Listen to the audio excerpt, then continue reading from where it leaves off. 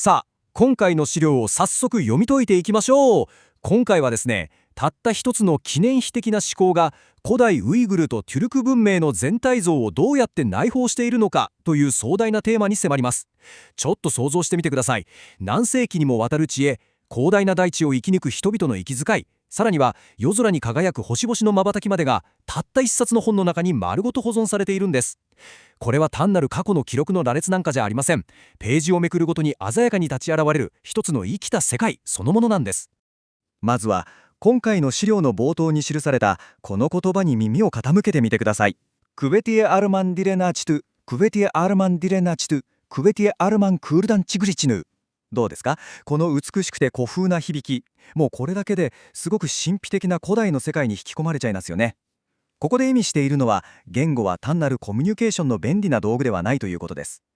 言葉こそが文化の魂を保存する神聖な器であり、人々の記憶やアイデンティティを何世代にもわたって運んでいく力そのものなんだという非常に力強い宣言なんです。第一セクション、ウイグル文明への窓。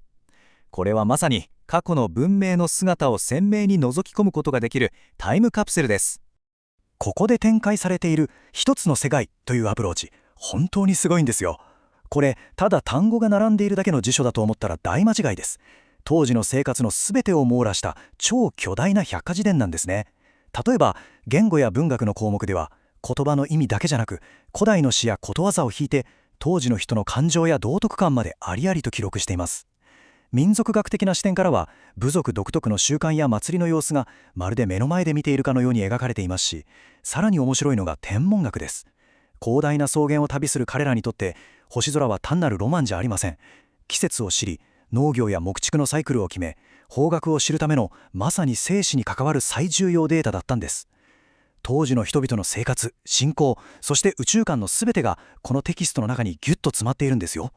続いて第2セクション、記念碑的な学術的努力。このテキストを現代によみがえらせるための何世代にもわたる過酷なリレーについて見ていきましょう。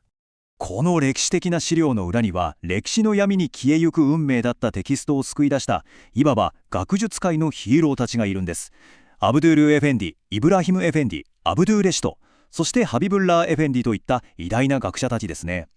彼らはただ静かな部屋で机に向かっていたわけじゃないんです。産地するそうな膨大な資料をかき集めて専門家のネットワークを作るという途方もない組織づくりから始まり、たった一つの古い単語のニュアンスをめぐって何日も激しく議論を戦わせるような果てしない知的な学頭の連続でした。彼らがアカデミー全体で協力し、文字通り人生をかけて連携していなければ、この知識の海は間違いなく永遠に失われていたはずです。そこで皆さん、この15という数字、これ何だと思いますか？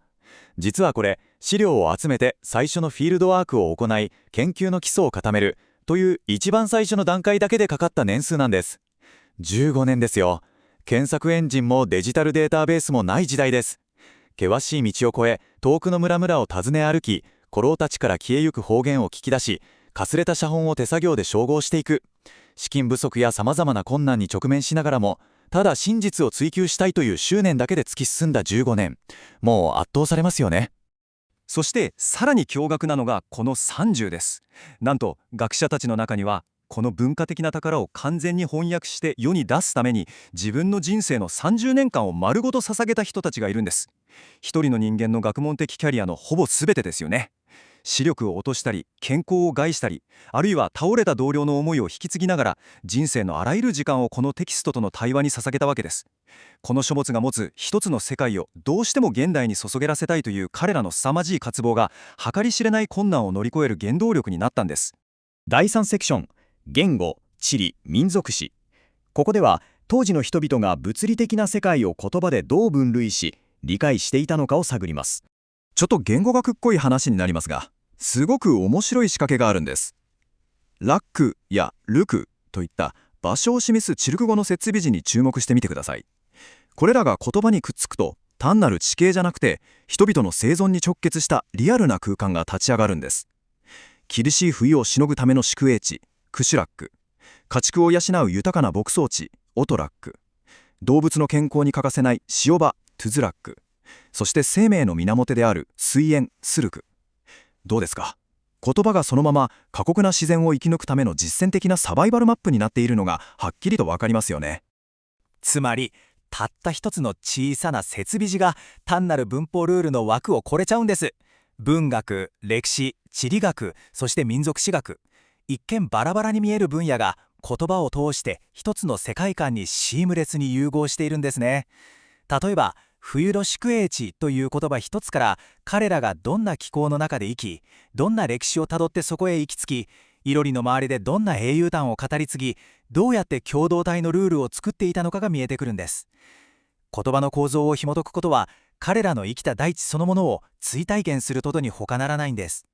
さあ、最後の代用セクション、文化的遺産の保存。こうした途方もない努力と出版が現代においてどんな意味を持っているのか、確信に迫りましょう。資料にはこんな風に記されています。一言一語が私たちの文化であり、私たちの支えである。いやー、すごく重みのある言葉ですよね。先ほど学者たちが30年もの途方もない時間を犠牲にして研究を続けたと言いましたが、彼らが守りたかったのは決して博物館に並べるためのただの古い記録なんかじゃありません。その一言一言が激動の歴史の中で彼らの存在を証明し、アイデンティティを根底から支える、まさに命名だったからです。言葉が失われれば自分たちの生きた世界そのものが消えてしまう。未来の世代にこの支えをどうしても残すために、彼らは人生のすべてをかけたんです。チュルクー民族史という本当に畏敬の念を抱くような知識の継承について解説してきましたが、最後に皆さん自身に一つ問いかけたいと思います。あなた自身のルーツやアイデンティティを保存し、世界を理解するための基盤となっている言葉や本って一体何でしょうか。一つの書物が過酷で美しい巨大な世界を丸ごと内包できるように、皆さん自身の世界観を深く形作っているものについて、ぜひ一度立ち止まって考えてみてください。それではまた次回の解説でお会いしましょう。